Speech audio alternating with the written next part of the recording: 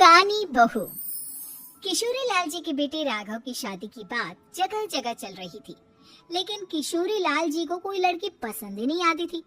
और उसकी एक ही वजह थी, किशोरी लाल जी का लालची होना।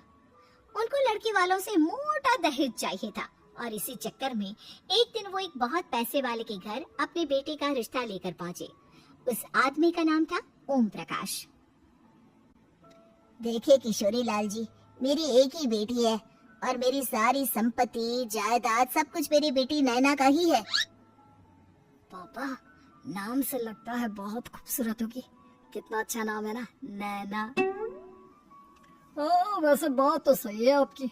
अब इतना पैसा है, जमीन जायदाद है, इकलौती बेटी, आप भी क्या करेंगे? सब कुछ उसे ही देंगे ना। बिल्कुल ठीक पहचाना आपने। बस बेटी की शादी और सारी जायदाद उसके नाम। पापा, बिना देखे हाँ कर दीजिए ना। इतना अच्छा रिश्ता फिर कहाँ मिलेगा? माला माल हो जाएंगे हम। मैं अपनी बेटी को बुलाता हूँ। अरे नहीं नहीं नहीं नहीं, आपकी बेटी का नाम नैना है, सुनकर ही लगता है बहुत सुंदर होगी। रहने दीजिए अंकल, मैं तो आपकी बेटी के नाम से इतना खुश हो गया हूँ कि उसे बिना देखे शादी करने को तैयार हूँ। अब तो मैं उसका चेहरा सीधे शादी के बाद ही देखूंगा। और इस तरह राघव नैना का चेहरा नहीं देखता और उससे शादी कर लेता है। शादी के बाद अपनी सुहाग रात पर जब राघव नैना का घूंघट उठाकर देखता है तो नैना की आंखें बंद थी। कितनी खूबसूरत हो तुम नैना, जरा अपनी आंखें खोलकर मेरी तरफ देखो तो सही। नहीं, मुझे शर्म आती है। अरे मैंने तुम्हें शादी से पहले भी नहीं देखा, और अब अगर तुम आंखें खोलकर मुझे देखोगे भी नहीं तो मुझे अच्छा कैसे लगेगा? इससे पहले कि नैना अपनी आंखें खोलकर राघव की तरफ देखती, अचानक से लाइट चली गई और राघव नैना को पूरी तरह से देख भी नहीं पाया। अगली सुबह नैना राघव के लिए नाश्ता बनाकर लेकर आई। अरे ये क्या, आधा पराठा सेका हुआ है और आधा बिल्कुल कच्चा। ये तुमने क्या किया नैना? बहू, तुमने क्या आधा पराठा तवे से नीचे लटका कर रखा था, जो आधा सेका है और आधा कच्चा?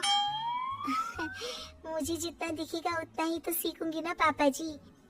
जहाँ जहाँ मुझे नजर आ रहा था वहाँ मैंने सीख लिया, जहाँ जहाँ नहीं दिखा वहाँ कच्चा रह गया होगा। इसका क्या मतलब है? ये कैसा मजाक कर रही है तुम? अरे बहू, तुमने इतना लंबा घूंघट क्यों लगाया हुआ है? देखो, हमारे घर में बहुओं को बेटी की तरह रखा जाता है, और फिर तुम तो इतना सारा माल लेकर आई हो। देखो, ये घूंघट डाल कर रखने की कोई जरूरत नहीं है।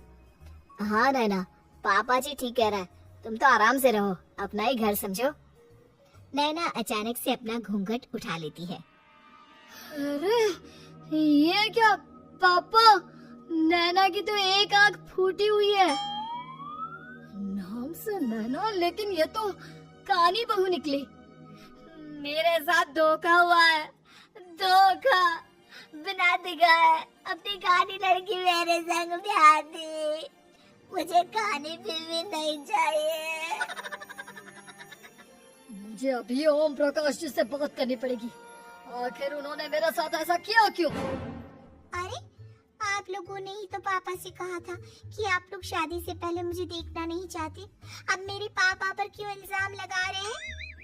अरे लेकिन उन्हें बताना तो चाहिए था ना कि तुम कानी हो, एक आंख से तुम्हें दिखाई नहीं देता।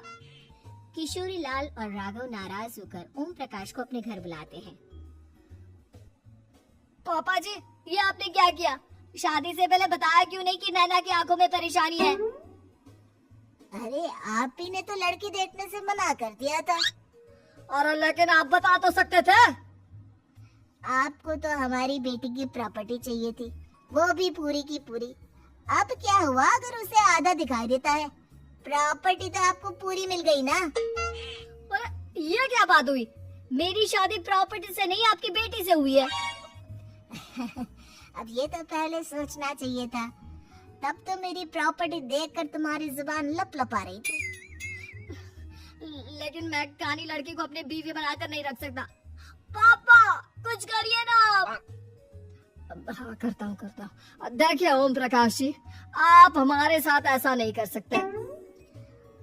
और तुम देखो, अगर तुमने मेरी बेटी से शादी तोड़ी ना, तो जो भी प्रॉपर्टी मैंने तुम्हें दी है वो तो पूरी की पूरी वापस ले लूंगा, और आधी प्रॉपर्टी तुम्हारी भी लूंगा। अरे मेरी आधी प्रॉपर्टी भला क्यों लेंगे आप? इसलिए क्योंकि मेरी बेटी को आधा नजर आता है और उसकी नजर अभी तक तुम्हारी आधी जायदाद पर ही पड़ी है। अब तुम उसे घर से निकालोगे तो कुछ तो लेकर जाएगी ना। और अगर हम आपकी बेटी को अपने घर की बहू बनाकर रखे तो? तो तुम्हारी पूरी प्रॉपर्टी तुम्हारी ही रहेगी, और जो मैंने तुम्हें दिया है ना, उसमें से बस मैं आधा लेकर जाऊंगा। अरे लेकिन अब आप अपनी दी हुई प्रॉपर्टी में से आधी वापस क्यों लेकर जाएंगे? अगर मैं आपकी बेटी को अपनी पत्नी बनाकर रखने को तैयार हूँ तो? इसलिए ताकि भविष्य में अगर तुम मेरी बेटी को धोखा दो तो उसके पास कुछ तो रहे जो पति का हो। वैसे मेरे पास तो बहुत कुछ है, लेकिन अपने पति की कोई निशानी तो उसके पास होनी चाहिए ना। अब अगर तुमने मेरी बेटी को कहानी कहा तो तुम्हें प्रॉपर्टी भी कहानी ही मिलेगी, पूरी नहीं। जमाए राजा। किशोरी लाल और राघव समझ चुके थे कि वो